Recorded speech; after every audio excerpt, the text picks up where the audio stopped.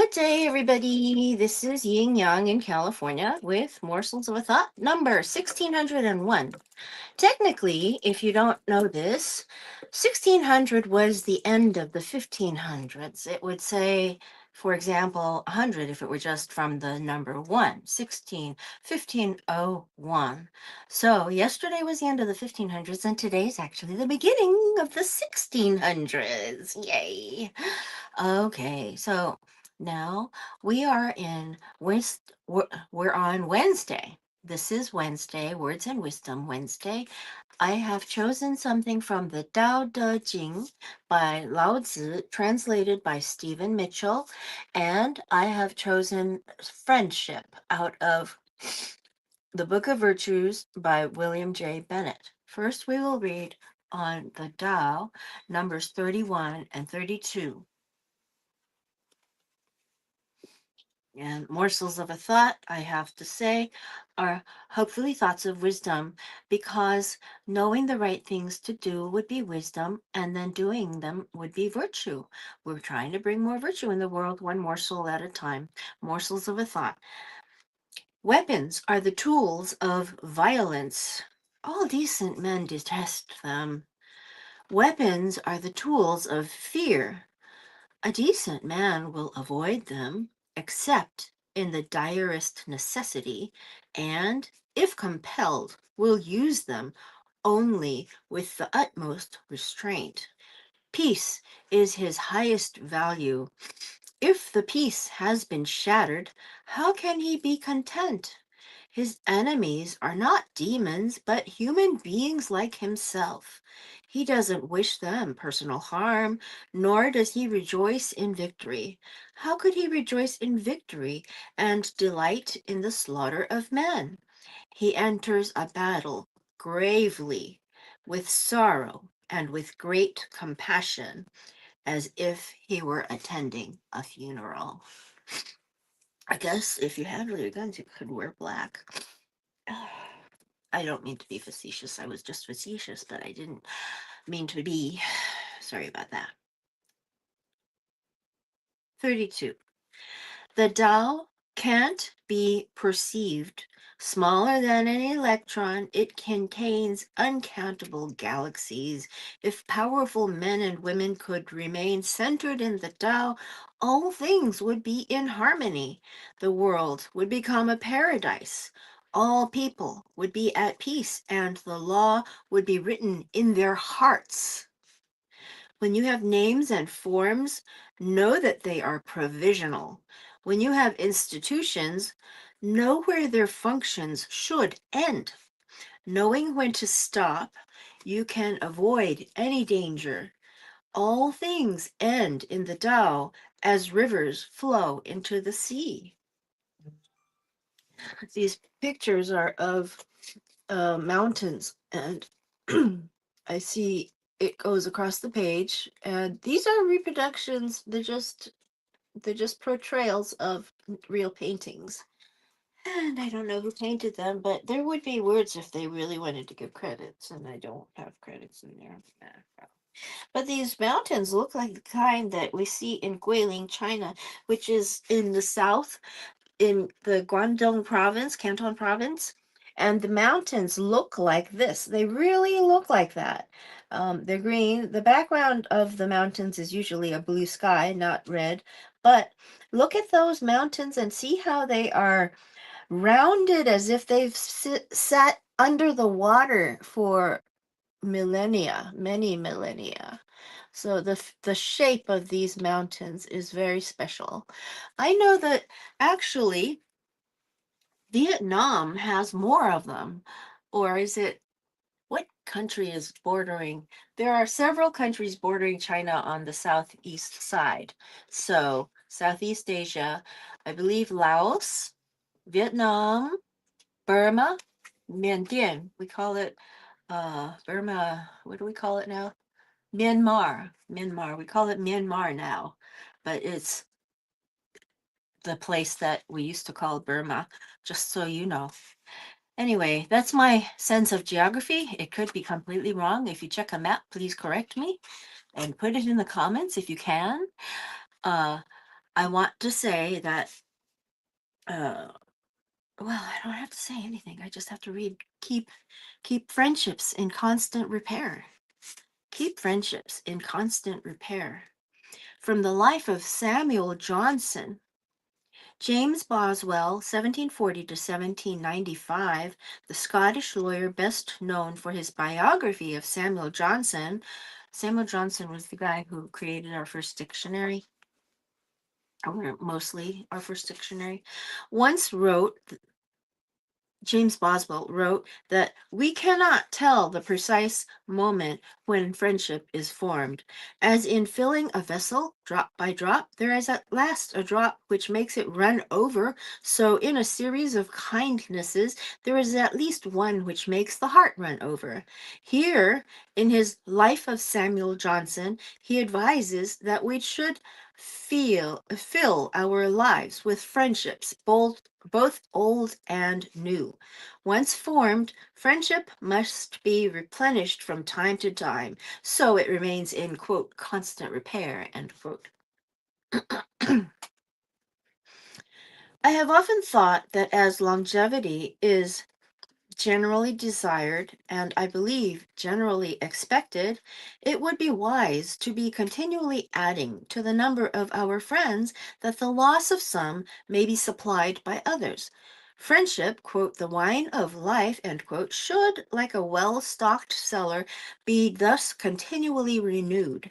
And it is consolatory to think that although we can seldom add what will equal the generous first growths of our youth, yet friendship becomes insensibly old in much less time than is commonly imagined, and not many years are required to make it very mellow and pleasant. Warmth will no doubt make a considerable difference. Men of affectionate temper and bright fancy will coalesce a great deal sooner than those who are cold and dull. So, morsels of a thought are preferably morsels of a thought of wisdom. And today we are on 1601, which means that I've been coming here that many days in a row consecutively. Wisdom is knowing what to do, and virtue is the doing of it. And we're in keep friendships in constant repair, from the life of Samuel Johnson by James Boswell, who wrote in 1740 to 1795. He only lived to be 55, I see. The proposition which I have now endeavored to illustrate was, at a subsequent period of his life, the opinion of Johnson himself. He said to Sir Joshua Reynolds, "If a man does not make new acquaintances as he advances through life, he will soon find himself left alone. A man, sir, should keep his friendship in constant repair." Oh, things there, italicized. Interesting. Okay, next. Thinking on Friendship by William Shakespeare. Thinking of friends and their worth is often enough to drive away an army of fears, regrets, and envies. Sonnet number 29. When in disgrace with fortune and men's eyes, I all alone beweep my outcast state, and trouble deaf heaven with my bootless cries, and look upon myself, and curse my fate, wishing me like to one more rich in hope, featured like him with friends possessed, desiring this man's art and that man's scope, with what I most enjoy contented least. Yet in these thoughts myself almost despising, haply I think on thee, and then my state, like to the lark at the break of day arising from sullen earth, sings hymns at heaven's gate, for thy sweet love, remembered such wealth brings, that then I scorn to change my state with kings. Interesting. Wait a second. Sonnet number 30. When to the sessions of sweet silent thought I summon up remembrance of things past, I sigh the lack of many a thing I sought, and with woes, old woes, new wail my dear time's waste.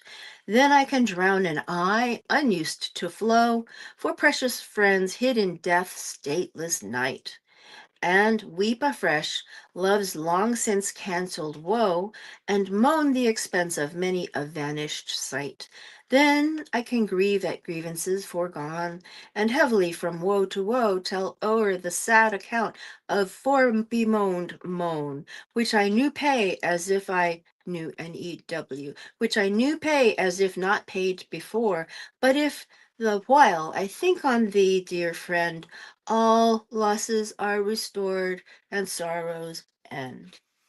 He's thinking on friendship of a person who has died. Okay. And where's the other one? Cicero on friendship. Okay.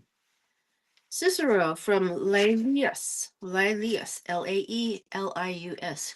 AE was pronounced I. And us was US. And then what's the other one? The letter I is pronounced E. So even though most people pronounce it the opposite ways, it's actually I for AE and E for I. Laelius. Laelius. It has been said that Cicero, 106 to 43 BC, how many years is that? That's 69 years. Wow. Greek philosophy passed to Western Europe. The Roman statesmen's writings have proved to be an inexhaustible fountain, one that has watered the thought and expression of succeeding ages. His examination, that's Cicero's examination of the question of what friendship really means, is still a cogent prescription for good conduct in modern life. Laelius, the chief speaker in the dialogue defines friendship as a quote, a complete identity of feeling about all things in heaven and earth, an identity which is strengthened by mutual goodwill and affection, quote, end quote. Moral goodness or, quote, goodness of character, end quote, is the quality that makes friendship possible. All harmony, quote, all harmony and permanence and fidelity come from that, end quote. So that was William J. Bennett saying what Cicero has written, and Cicero is writing as though he were Laelius. So person to person, person, person. Okay. I desire it may be understood that I am now speaking not of that inferior species of amity which occurs in the common intercourse of the world, although this too is not without its pleasures and advantages, but of that genuine and perfect friendship, examples of which are so extremely rare as to be rendered memorable by their singularity. It is this sort alone that can truly be said to heighten the joys of prosperity and mitigate the sorrows of adversity by a generous participation of both.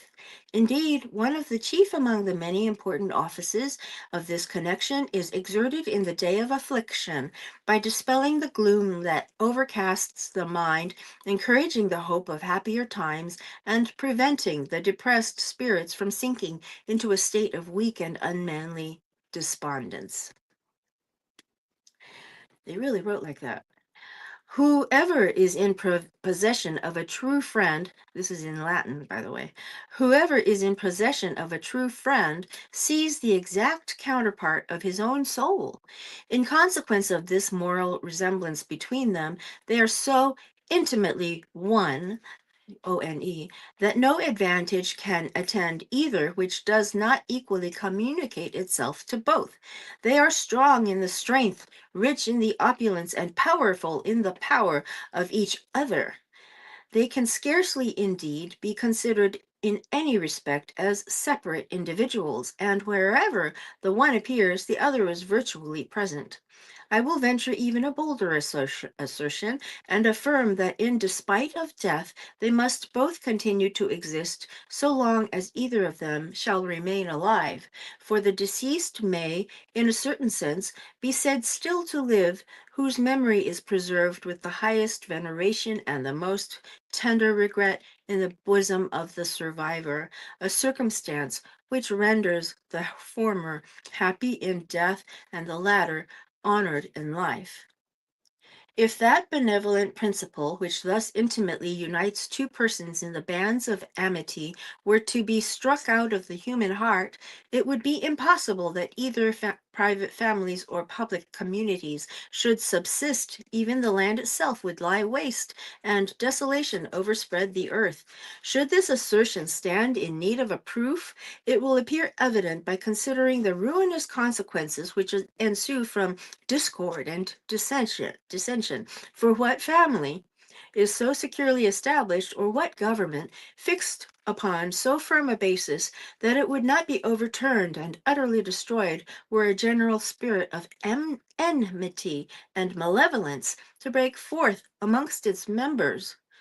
A sufficient argument, surely, of the inestimable benefits which flow from the kind and friendly affections. They really wrote like that.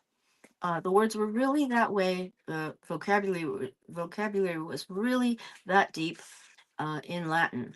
I have translated several books of Latin.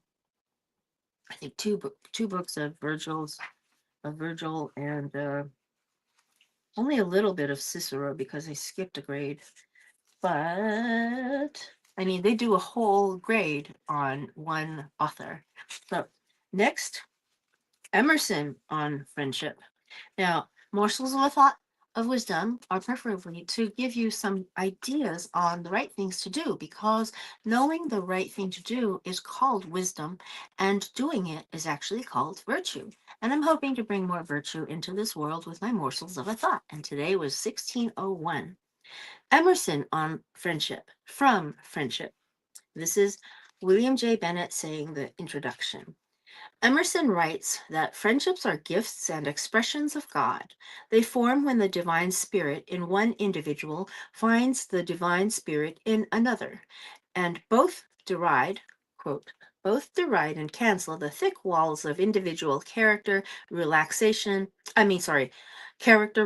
age, sex, and circumstance, end quote. The essay Friendship, quote, end quote, was first published in 1841.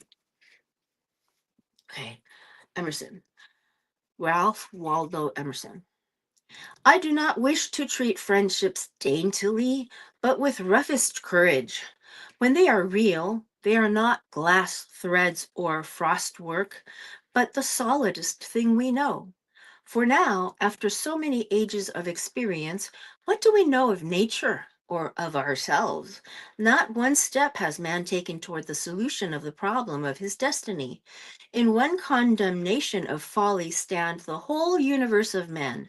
But the sweet sincerity of joy and peace which I draw from this alliance with my brother's soul is the nut itself, whereof all nature and all thought is but the husk and shell. Happy is the house that shelters a friend. It might well be built like a festal bower or arch to entertain and honor its law, and entertain him a single day. Happier if we happier if he know the solemnity of that relation and honor its law. He who offers himself a candidate for that covenant comes up like an Olympian to the great games where the firstborn of the world are the competitors. He proposes himself for contests where capital T time, capital W want, capital D danger are in the lists, and he alone is victor who has truth enough in his constitution to preserve the delicacy of his beauty from the wear and tear of all these. The gifts of fortune may be present or absent, but all the hap in that context depends on intrinsic nobleness and the contempt of trifles. A friend is a person with whom I may be sincere. Before him I may think aloud. I am arrived at last in the presence of a man so real and equal that I may drop even those undermost garments of dissimulation courtesy and second thought, which men never put off, and may deal with him with the simplicity and wholeness with which one chemical atom meets another. Sincerity is the luxury allowed, like diadems and authority, only to the highest rank, that being permitted to speak truth as having none above it to court or conform into. Every man alone is sincere. At the entrance of a second person, hypocrisy begins. We parry and fend the approach of our fellow man by compliments, by gossip, by amusements, by affairs. We cover up our thought from him under 100 folds. I knew a man who, under a certain religious frenzy, cast off this drapery and, omitting all compliments and commonplace, spoke to the conscience of every person he encountered, and that with great insight with and beauty. At first he was resisted, and all men agreed he was mad. By persisting, as indeed he could not help doing, for some time in this course, he attained to the advantage of bringing every man of his acquaintance into true relations with him. No man would think of speaking falsely with him, or of putting him off with any chat of markets or reading rooms, but every man was constrained by so much sincerity to the plain like dealing to the like plain dealing, and and what love of nature, what poetry, what symbol of truth he had, he did certainly show him. But to most of us, society shows not its face and eye, but its side and its back. To stand in true relations with men in a false age is worth a fit of insanity, is it not? We can seldom go erect. Almost every man we meet requires some civility, requires to be humored. He has some fame, some talent, some whim of religion or philanthropy in his head that is not to be questioned, and which spoils all conversation with him. But a friend is a sane man who exercises not my ingenuity, but me. My friend gives me entertainment without requiring any stipulation on my part. A friend, therefore, is a sort of paradox in nature. I, who alone am, I, who see nothing in nature whose existence I can affirm with equal evidence to my own, behold now the semblance of my being in all its height, variety, and curiosity, reiterated in a foreign form, so that a friend may well be reckoned the masterpiece of nature. So, Emerson, Shakespeare, Cicero, and Samuel Johnson. I um, have had two friends pass on in the last 2 years, and they were so young. And in my um, farewell to the one of them that was lying in the hospital bed with a respirator, she had had an aneurysm, and I said to her, regardless of whether you get better or you go on, I will see you then. I will see you. Wait for me is my intention to say we will see each other again in the next world. So, friendship, friendship, there's a lot to be said in friendship. There was one part where it was so complex that if I had stopped to explain it, we would have run over time a lot. So I didn't explain it. But now we are, friendship is one of those things that the friend reflects to us who we are. We don't know who we are. We can't see who we are until a friend comes and reflects to us and embodies our personality and does what we do. And we can see, oh my gosh, I sound foolish when you do that, you know? So pay attention to all your friendships and keep them in constant repair. Okay, that's it for today. Old Kinderhook.